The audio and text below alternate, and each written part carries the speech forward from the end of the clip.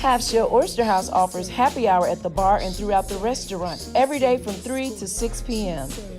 Happy hour includes $2 off all glasses of wine, liquor, martinis, mixed drinks, and draft beer, $2.50 on all domestic bottled beer, and $3.50 on all craft bottled beer. So come on out to Half Shell Oyster House, located at 115 Lower Park Cove, Suite 105, Flowood, Mississippi, 39232, or you can give them a call at 769-257-7586.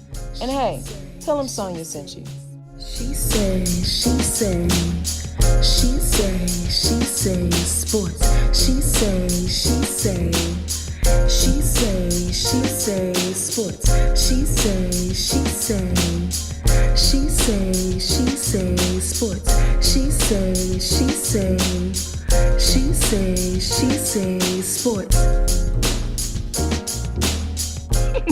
Hey y'all, it's your girl Sonia, and welcome back to She Say Sports.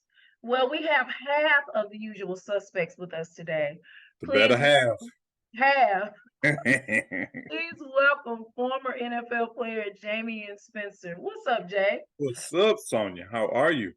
I am doing well. Sid cannot be with us today because he is in conferences all week, so we're gonna have to roll with it. Roll with the punches without him. Roll with it. We got you, Sid. We got you, Sid. We miss you. So, what's been going on, Jay? Before we get started, Not a lot. How's T? Boys are good. T is good. You know, we just rolling. We got soccer and football going on right now. Brandon Bulldogs trying to finish the season strong, and Wow. yeah, we're doing good. We're staying busy over here. I feel you. Well, yeah, of course, Jackson State is in full swing this season. We play in Mobile. We had one home game since the last time we spoke. Yep. We won that game. It was not pretty, but we did. Mm-hmm. We played. Who did we play? It was Bethune. Thank you. It was Bethune. Yeah, and so we are headed to Mobile, Alabama to play Alabama A&M this weekend. Alabama A&M now. Hey, we got to show up with Alabama A&M. Yes, I got employees of Alabama A&M here in the family that they'll be talking much smack. Oh, that's right. Oh yeah, we definitely got to take care of that. I forgot about him. Oh yeah, we got this. We better have it. So Jay, let's get into it. So, it's so much going on. It's something is always going on in sports. It's never ending. But That's what makes it fun. Yeah, that's what makes it so much fun. Mm-hmm. But it's more talk about stuff that's going on within sports, in different sports in the last couple of weeks. I mean, we got multi-million-dollar singers we're talking about. We got new hair. We got analogies in the Bible Belt. It's just a lot going on, a whole lot. And so let's get right into it. So speaking of the analogy, ESPN College Football Analyst Robert Griffin III, aka RG3, has been taking major hit over his statement about Jesus, my savior, during Saturday's Ole Miss and LSU game. Several Ole Miss defensive players swarmed LSU quarterback Jaden Daniels for a sack late in the game as a group of defenders picked Daniels up as referees blew the whistle to signal the end of the play.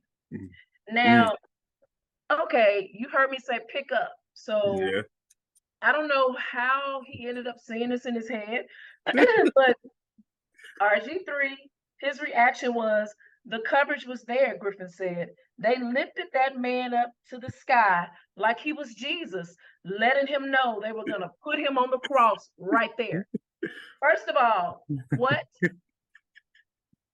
So, Jay, what you got to say about this? I have a problem. Look, let's leave RG3 alone. Look, RG3 say that's his savior too. I thought it was beautiful. I thought it was a beautiful analogy in capturing the moment. That's that man's job. Let him roam. Look. You don't talk about my savior like that. First of all, don't. But see, that's the thing about it. On the cross. No, he wasn't talking about the savior. See, look, he was just talking about the feeling of being persecuted during that time and how you out there on an island all alone fighting for a cause, for your people. Let my people go. That's Moses, sir, first of Oh, all. Learn yeah, your Bible yeah, verses. yeah. And then we already know 9 months ago he said something racist. It's just like, why does he think that he's able to say whatever he wants to say? And he's, I get him painting a colorful picture and he's in the moment. I understand. But Look, I'm gonna blame it on the Kardashians because look, any bad pub is good pub. So he figured, why not go for broke? And if I can get my name in the headlines, because we got to remember, RG3 has made a very quick incline into sport broadcasting, sideline reporting, and everything based on where he started. I mean, nobody really had a lot of faith in him. So, he's done well. So why not ride that line? He's going for broke right now. I understand that and I get it. However, you're in the Bible Belt, Louisiana and Mississippi, and that's something a lot of us still don't play about. Hey.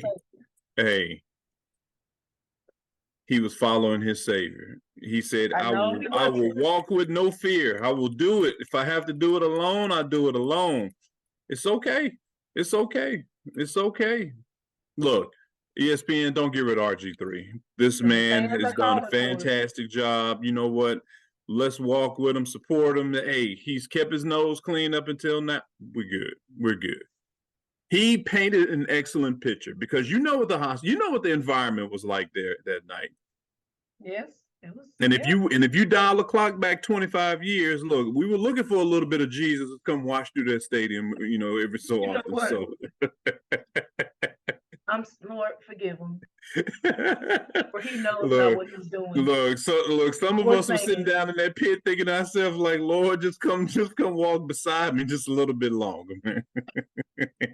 We better hope he walked beside him with this good job. Keep saying something crazy. 3 strikes you out, RG. Moving on. Now, this one right here, to me, Jimmy Buckets is like today's Dennis Rodman. And both were on my Chicago Bulls team. Jimmy Buckets always doing something media day. And he has a new hairstyle. And that's what everybody's been talking about. All this week, they've been talking about, he has this emo hairstyle. It's a nice flowy bob. We call it bobs in the bobs. Yep, well cut, very well cut. Yes, very well cut. Yes. I mean, he has some very healthy hair. However, he also added he has nose ring. Right. The piercings, the new piercings. Yes, yes, the lip ring. Yes, yep. So we don't want to see the other piercings, but yeah, okay. Jimmy said, "I feel like I'm very emotional right now." Butler told reporters. This is my emo state, and I like this. This is me. This is how I'm feeling as of late. When asked if he has plans to move forward with his new look, Butler said, "You never know how I'm going to wake up. This is how I feel today. We'll see tomorrow. Tomorrow I might be all yellow." So that's how he's feeling. What are your thoughts on the hair? Is it like... I loved it. I still love it. I mean, look, I'm not a hair guy, right? Obviously I keep the low cuts. I've always done low cuts and everything else. I tried to grow a fro out once. I don't have the patience for grooming, but I freaking loved it. Look, shout out to Prince. Look, he had the Al Sharpton, James Brown. Look, we got a lot, Barry White. We got a lot of cats that have gone to that point, so Jimmy just doing Jimmy. Jimmy is my guy. I love Jimmy Buckets. I mean, and if anybody that we could talk about in terms of wanting to express himself out the court, however he feels, we know when you get Jimmy Buckets on those lights on that floor, you are getting a whole different brand of animal. And it don't matter if he got emoji hair or no hair. He comes to ball every night, and I freaking love it. Every night. He gonna drop. Look, he gonna drop 40, and he gonna rough some folks up. I love it. Love it. Look, I mean, you when you get to a certain point in your life, in your career, I mean, Jimmy is chasing championships, right? Jimmy don't need, the contracts. He's not looking for the attention. But at the same time, I think he For is some sending the attention. message. Well, I think he's sending the message that he is willing to go to any extreme at this point to get it done, right? I mean, they've been so close for so many years, without having, the big super PAC, super teams. They have been all hustle. They've been the underdog. And, for them, a lot of times, once you get into that grind mode for so long, sometimes you got to let it loose. You gotta just let it go. Let go of your inhibition, your fear of failure, and everything else, and then just ride out and ball, man. I mean, look, no, let everybody know that when you're gonna face Miami Heat here in the next few months, you're gonna have to come to play. You're gonna have to come and bring your A game, because look, if I'm willing to walk out here with all my piercings and my pressed hair, look, I'm putting on a show for somebody. Well, all I know is he needs to have that hair in a ponytail when he get ready to play, because Gotta it's wrap it gonna up. sweat. It's gonna sweat. And so you don't feel like the antics that he does, which I don't feel like it, but some people may see it as a distraction. Do you see it as a distraction for the No. team? It's media day. It's media day. It's probably one of the more, I would say, the less excited you have to get ready for a media day is to sit as an athlete, is to go and sit and talk to a bunch of people, and you never know what kind of questions you're going to get. So a lot of times, in order to basically make it bearable experience for yourself, is that you have to bring the show, right? Right.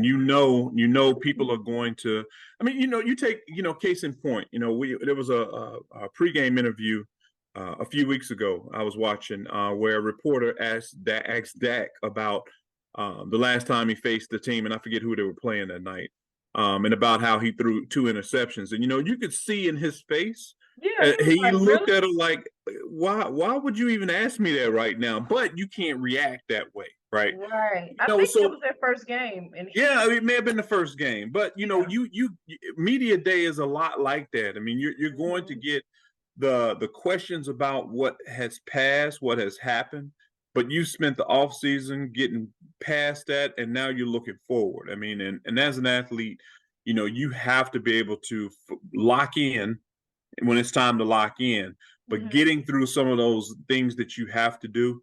I mean, sometimes you need the antics, just like these guys who go into training camp. What Antonio Brown used to show up in helicopters and all this other stuff. And, I've seen some other dudes show I up on miss him horseback sometimes. and everything else. So, sometimes you got to get a little bit out of your mind, man, to maintain your sanity. That's probably exactly what is happening then. So I wish him well, because he's always a bull to me. I love Jimmy. I Jimmy, sometimes just to wrap it up, Jimmy, so we can make sure it stay laid, man. if he come Wrap out it up there tonight. with a wrap on, I'm like, Jimmy, please come Hey, on. Prince did it. But Prince, look, blouses. Blouses. Prince was, you know what? And you're right.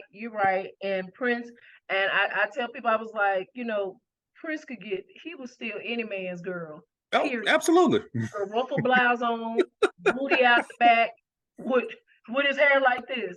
Hair just like that. Beautiful. He Beautiful. was just that guy. But yeah, Jimmy will definitely drop 40 every night.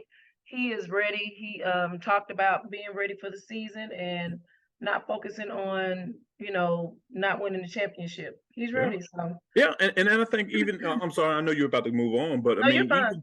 even when we compare him to a Dennis Rodman, I mean, people got to remember Dennis played every night. I don't care what was going on. Dennis showed up and played. Even when he was in Vegas. Absolutely. Look, I admired him just for having that much energy. I'm like, Lord, that's a feat in itself. But I mean, despite again everything else that's happening, when these guys, when that ball tips off, you got to fight. You got to fight.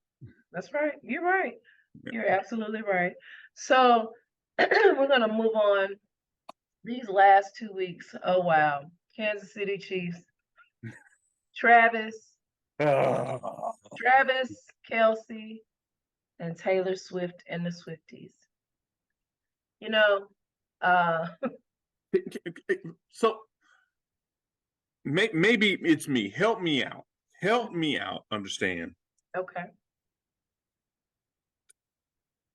I don't get it. Maybe it's something I'm missing. You don't get it about the attention that Taylor is getting? No, I get the attention Taylor is getting. I don't understand why it's such a huge deal. Is it because it's her? Yes. Taylor is like the white Beyonce. I mean, but when Beyonce shows up at games, we don't act like this. No, because just like Jason and Travis talked about it, they're saying the NFL is doing too much, that making such a big deal out of it. But the NBA, think about it though, the NBA games, a lot of stars go to. Right. So that's Right. kind of that's a given. That they don't go crazy like they do. Think about when Jessica Simpson was dating. What's the boy that was playing? Romo. Yeah, Tony Yeah. Romo. Yeah. They were tripping too, but back then, social media was not out back in like 2004 and 5 like that. So they were, it was a lot of attention, but she is Taylor Swift. The Swifties, like the Beehive, they are like, Yeah. it's just Look, crazy. I love her, and I love her and respect her, and again, and I understand that she has a following and everything else, but for me, as a football fan, I could care less. I mean, because Yeah. I'm not into I wanna everybody's see the personal game. life. Right. Yeah. I appreciate the fact that, again, she's a fan, and I couldn't tell you how many games she's been to prior to now, because obviously the thing is, her and Travis are dating or whatever. But to be honest with you, I'm worried about 3rd and 13, not Taylor in the box. I'm sorry. It's just Right. me. I'm concerned about the routes we're running and having that edge, because the moment that play drops off, then it becomes an issue on the team, because now we're talking about the distractions, the preparation, and everything else. Don't lose that connection with your homie, right? Because again, that is what has made you what you are up until this point, and again, he is in the right place because he is a veteran. He is a guy that's been there. He works hard, right? And he has gone through his knocks and bumps and bruises throughout his life. And I think he has a much different perspective. And I hope he's able to keep it separate, because that window closes very fast and is very small for your football career. So you have to make sure you enjoy it, you get the most out of it, because once it's gone, it's gone. And when you come off that dynasty, that pedestal for so long, a lot of times it's never easy to get back to where you want to. And those guys right now are playing at a different level, right? Kansas City, Andy, they're doing a fantastic job with how they play. But the moment that they run into a game like they did the other night, when they played New York, right? And they get hit in the mouth and they don't respond. My fear is that the Swifties are going to have a very rude awakening when the chief kingdom comes to say, "Hey, you're not welcome here no more," right? So that's what they did with Jessica with the yes, Cowboys. yes, they will turn on you in a heartbeat, They right? will turn on you in a heartbeat. And according to NBA Sports, an average of 27 million people turned into the Chiefs-Jets game, which Taylor also attended, making it the most watched Sunday TV show since the Super Bowl. Right. So she has people watching because they want to catch a glimpse with her and his mom, or her cheering when he does whatever on the field. And it's just like, it can be a distraction, like you say. When they start losing, or if they start losing, then it's gonna be a problem. Taylor is worth $740 million, so this his first girlfriend that she taking care of him. That's redefining the whole boo club. I can tell you that right now. Look, that sets a whole new standard for some things.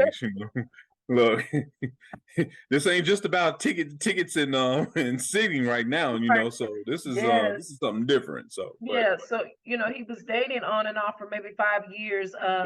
he was married, wasn't he? No, they weren't married. They were Kayla, married. Okay, okay.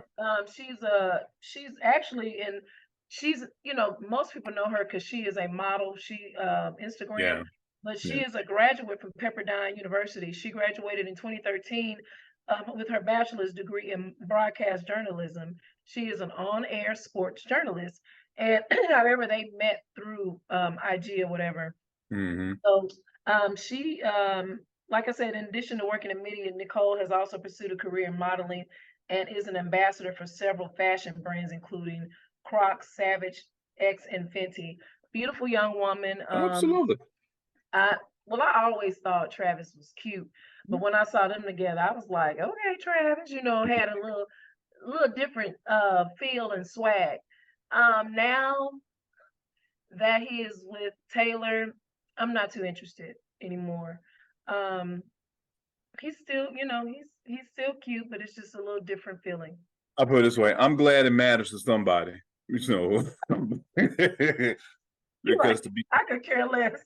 look because to be honest with you, look, if I'm the number two on that man behind, I'm just waiting for him to slip up and get a little distracted so I can slide in and become, part of this Mahomie connection. So I don't know. It exists on a different level for me. I know a lot of people get excited, but I just personally Yeah, like, I could care less too. I mean, I'm just, it baffles me how 27 million people viewed this game Sunday yeah. just because she was there. It is amazing. It is Yeah. amazing. Oh, and I'm sure NFL was Wow. very excited by it, and the Oh networks and yeah. everybody else. But look, impress me. Put a mic on her face and let's talk about some football. That's when I'm gonna become a Swiftie fan. Look, tell me how that she can read coverages, all that stuff. So. Screaming.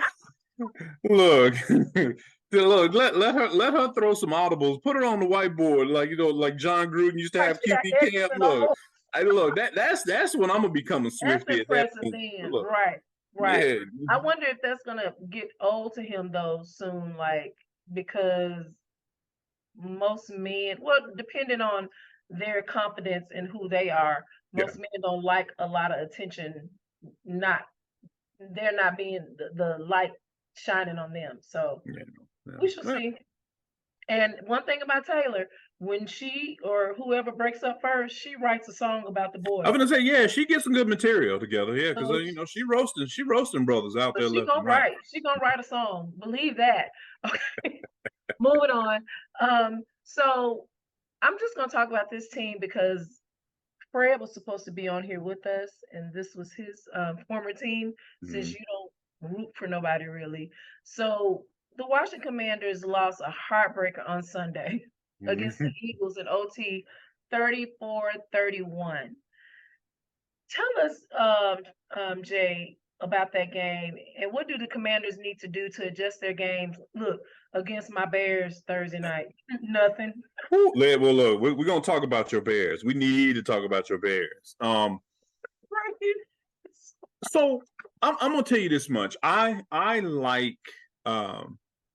like what the Commanders are doing. Right. You all the last season, Yeah, talk about that. I really like what we're starting to see with them. I mean, a ton of talent, especially on the defensive side. I mean, I think potentially that front seven can be historic. And I'm talking about when they start vibing together and getting it all, they could really get to the point where they're performing at such a high level that, they could be one of those, signature defenses that we've talked about, throughout time, Baltimore, Chicago, and going and on. Right. Offensively, I love what EB is putting them out there, man. He is now showing us what, when you fully vest your time and your energy into something, you let it rip. Man, you don't hold on and wait for tomorrow. I love how aggressive he's being with the play calling. Sam Howell, I think, is really a mediocre quarterback who's Mhm. playing well above his potential even now, and Mhm. you can see him getting better. But I love the position EB's putting him in because you can tell he's kind of allowing Sam to give him a little more, give him play. Tell me what you like, what you don't like. Look, even when he looks to hesitate on some things, like, well, look, throw it deep. You've got a core of very young receivers that are extremely talented and are extremely physical. Use them. So, I like how they're playing now because you can tell they're starting to gain a little more confidence and identity. And I think they've got more to come. Now, will they, I don't think they're going to be an elite offense by the end of the year, but I think they're going to shock some people by the time they get some things figured out because, you could tell just with the punches they were going back and forth with Philly. Philly was obviously an aggressive, overpowering team, and they wore the Washington defense down. But I like the way that those guys swung back, especially there late in the game. Yeah, they went down fighting. Me as a Washington fan, I can get behind anybody that goes down fighting. And when you're not giving up, you're not, making silly plays and whatnot, or you're having the inability to get past some of those mistakes that are going to happen in the matter of a game. You got to get excited about it. That's true. Go ahead and tell me what you got to say about my Bears. Woo, your Bears. Can we just go ahead and shut the season down now? You're going to lose to Denver. Both of y'all got the same freaking record. And we was winning. I was so You were up pissed. big. You were up big. I was so freaking pissed. Oh, my gosh. I'm just kind of like done with them. Go ahead. I can tell you, I am so mystified by how I'm not sure if it's the coaching or the players that aren't quite understanding that you have games to play, right? I'm not quite understanding that, everybody really showed up all week long and had the same meetings because you can see from the first quarter throughout. I don't know if maybe they're getting interference and they're hearing different things because you see these glimpses of some level of rhythm and continuity, and then all of a sudden it just shatters right in front of your face. Like, and I don't get it. I'm like, did somebody cut the cord on the communications? I don't know. I don't know. And I hate to put it on Justin Fields because I think he's a young talent that just has not been groomed and developed in the right way. And I look at, some of the O-line play. I look at the engagement that they got with some of these coaches on the sideline. And you can see that there is an obvious division between coaching and instructing and frustration that's there. Somewhat, even if it's not your head coach, general manager, somebody is going to have to sit some people down to say, hey, we got to figure this out because it just looks ugly, not only on the field, but on the sideline as well. It is. Everybody needs to be fired. I'm so disappointed. I was watching that game Sunday and, I think I left to go do something and then my phone went off and was like, they won. I'm like, yeah. That's all right. You know what? I'm kind of thankful they won because of Russell. I'm like, I'm happy y'all won because I love Russell. I don't want him to lose his good job. He's gonna lose it. He's gonna lose it. We can see that. Some other people need to lose it with him too. Because how are you getting 60 points on you in a NFL game? I'm gonna tell you this much. That's the coaching too. That's not just Russell. The person we really should have been feeling good for is John Elway because if they had lost that game, then he was gonna have to fire Sean right then and there. You couldn't even let him get back on the plane. That's what I'm telling you. That's what I'm saying. Because it's not just Russell now. We figured that out. 60 bones. Come on, man. Yeah. That's crazy. It's crazy. That's crazy. So yeah, I'm a watch. I mean, I wish my team well. I don't know. I think Washington will take this one. Yeah. Washington will take this one. I think we'll see. Hopefully, we'll see a coming out party for that defense. I think they're at the brink. You can tell they've been putting the work in. I just hope that they just have some mercy on Justin at that point. Because I just don't see them. I just don't see them, breaking through on that D line of Washington. So it'll be interesting. I don't either. Yeah. It'll be interesting. I know, I know they got to go to work Thursday, Yeah. but I know they like, dang, I really don't want to go. So yeah, I've got someone. I've got a question for you. Mm-hmm. So tell me what's going on with Cincinnati.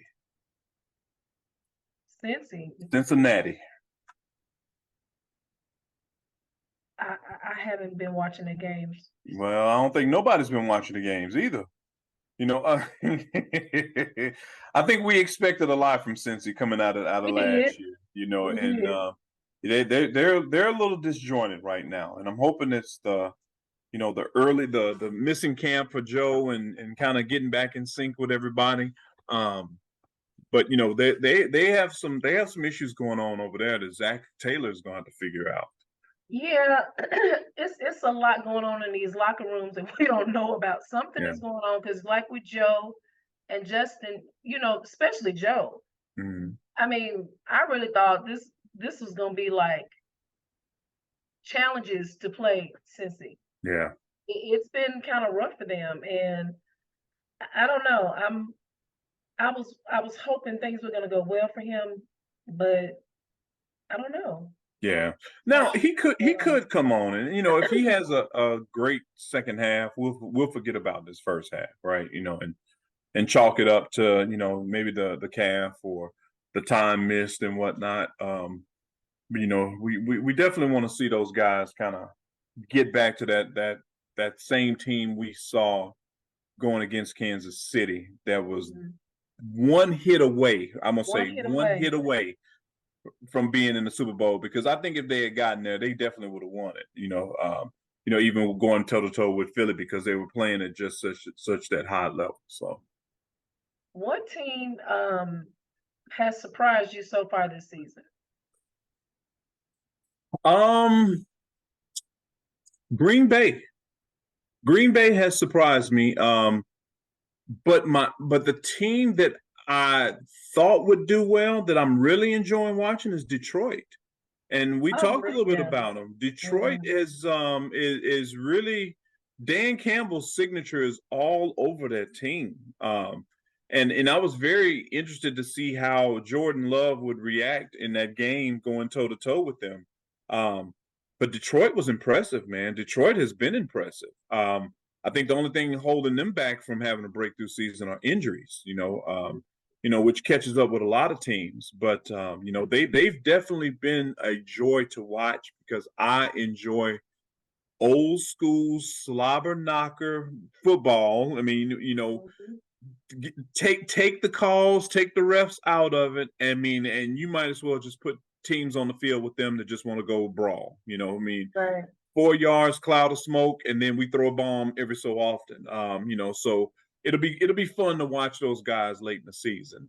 And when it comes to Green Bay surprised me. Jordan Love has played well. He's played very well. I didn't expect for him to be that guy, as cool and confident as he is. And I didn't think he was going to be that poised coming right out. Yeah.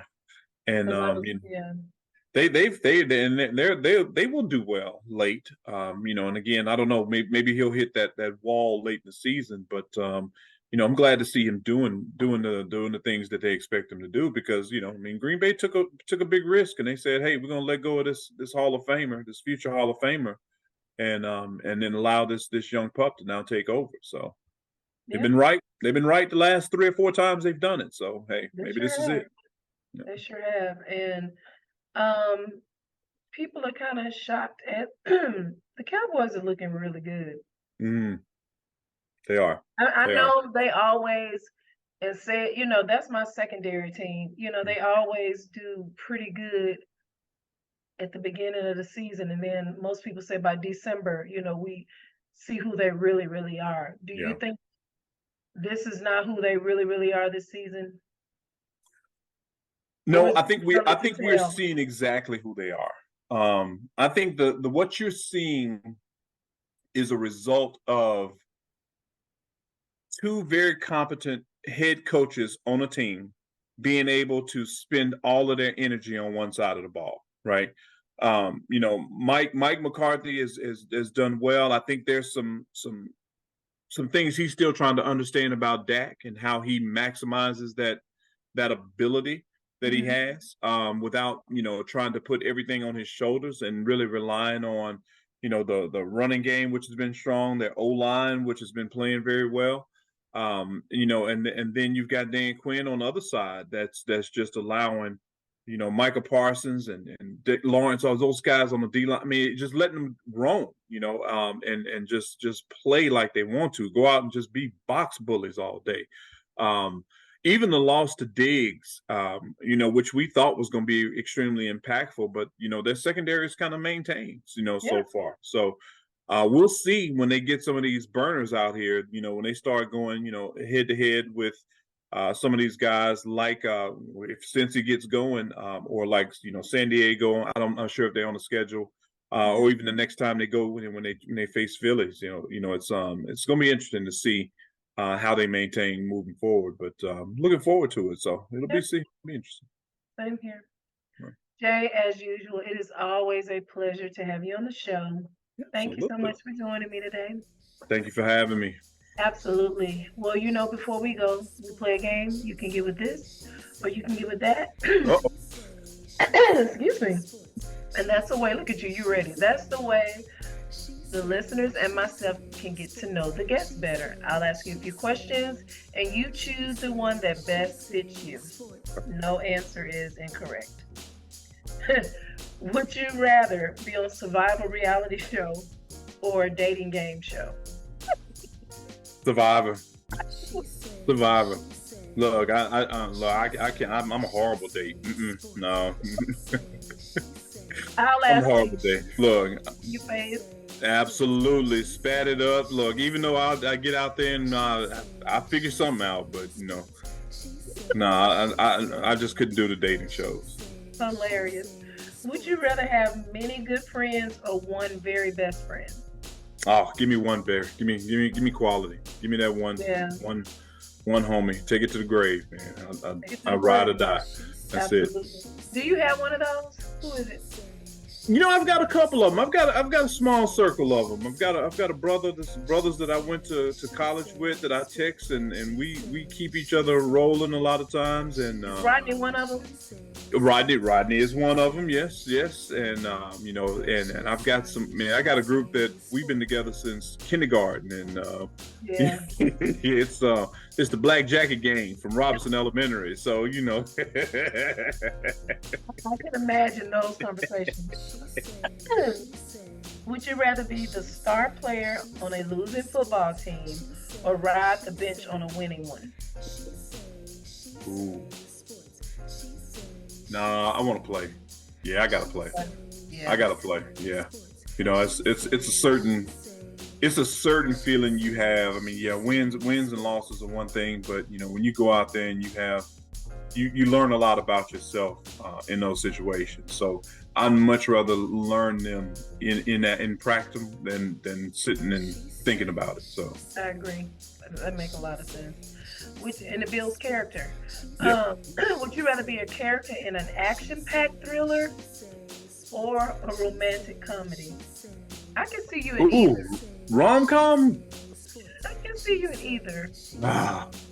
I'd be the comedic sidekick in a rom-com. Oh, give me action flick, man. I got some one-liners that I've been dying to try. Tell me one of them. Try me. Oh, God. Jameion, that was awesome. Jameion, hey, that's a wrap, folks. Yes. Nailed it. Try me. Oh my God. Would you rather have your debt forgiven, all your debt, or have guaranteed good health for a decade? Give me the good health. Yeah. For a decade? My debt. A decade? I mean, but you know how I work on it. But what I'm saying is, your debt can be forgiven, but if you sick, it's no good. That's true. Give me the health. Yeah, give me the health. I need the health. Would you rather be able to breathe underwater or fly through the air? Ooh, fly. Oh my God, You don't want yes. to be Aquaman. Because I can't stand whales. Look, I hate whales. Oh my God. I didn't know that. Oh my God. I got chill bumps just now thinking about going underwater. I can't stand whales. Have you been God. close to one, like on a ship or whatever? Or? So, true story. Last summer we were in San Francisco. Like I've taken my son to see Shamu, and I got rather close, and I thought maybe I was done. I've had a close encounter with one as a joke, and I'll have to catch you up on that one as a freshman in college. Totally freaked me out. Ran like coyote, like Wile E. Coyote. But last summer in San Francisco, we were on the tour boat going out to Alcatraz, and there was one in the water, and I was standing out on the deck, and I saw it. And I think everybody started saying, "Oh, here's one," and I gripped it and I froze, and I was like, I can't freak out in front of my kids because I lose all my cool points. You start hollering like a girl. Ooh, man, look. Wait a minute. I was on that same boat in 2021. I didn't realize whales were out in that water. Yes. If I had saw that, I probably would have freaked out too. Oh my God! I saw the little blowholes. It was I think 3 of them. Yeah. Are you serious? Ooh. I held it together though. I held it together. Gosh, I didn't know. I manned up. But I had to go use the bathroom when I got back to land. I didn't know that. I'm so glad I didn't see anything because I probably would have freaked out bad. Yes. I don't think I've ever been close to a shark either. So yeah, okay. I think I'd go fight a shark, but a whale, no. No, I'm not trying to either. She said I'd go fight a shark. Would you rather take responsibility for losing the championship or have a teammate take credit for the win when you deserved it? Ooh. I'll give it to the teammate, take credit. Look, I'm it's a team. Yes, I'll take responsibility for a loss if it's that big of a deal. I mean, I had no problem, but in that situation, yeah, teammate can take credit for all you want to, because me and him have a conversation later.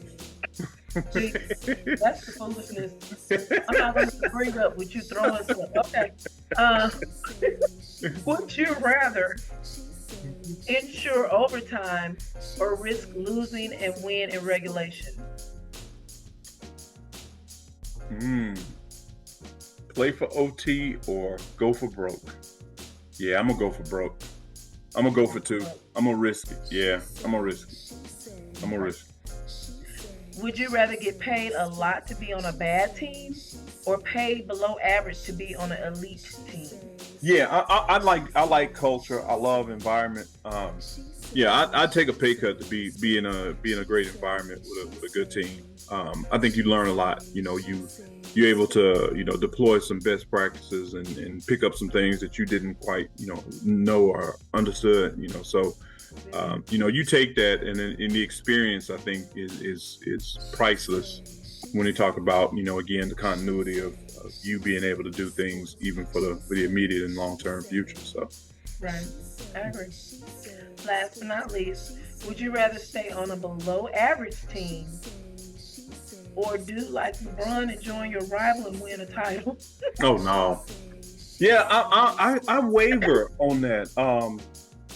Because I love what a lot of the old schoolers did, which we know. Yeah, when you go somewhere and that is your team. I mean, rivalries are existing for a reason, and it'd be hard for me to go to a rival and say, yeah, I'm all in, So but think about, we talked about him earlier when Dennis Rodman, Chicago Bulls, and the Detroit Bulls, they were huge rivals. Yeah. Came over to the Bulls. that had to be very interesting, especially that first season. Yeah. But he understood who Michael Jordan was. He understood that I'm here to win. I'm here to bring my expertise. and my ability to do what I need to do or what I do. And that brings up an interesting point because, we never really got into the details of contracts and all that stuff, which really didn't matter a lot. But, I would like to be a fly on the wall in that first interaction, especially knowing this is a dude you abused, but abused when he was in Detroit, right? Oh my gosh. I hated Worm. But culturally, in my opinion, Chuck Daly and Phil Jackson ran the same shop. They just did it in different ways. It was a veteran-led, veteran-spoken for environment that really did not allow a lot of the outside distractions to come in and take over your locker room, Yeah. So culturally, it's almost like you didn't really go to a different team. You just changed uniforms, That's it.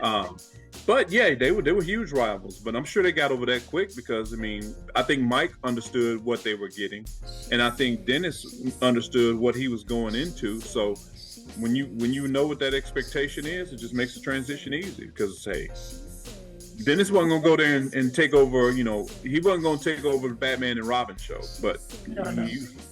But you know what? He kind of came into a hostile environment because we didn't trust him. Yep. The fans did not trust him. Some of the players probably did not trust him. Mike may not have trusted him full heart, at the beginning. But it's like it took me a minute just to see him in that Bulls jersey, and I'm like, you the same dude who was beating him, like, But look how quickly they did trust him, and look how quickly that thing did happen. It adapted quickly. We all adapted quickly. Absolutely.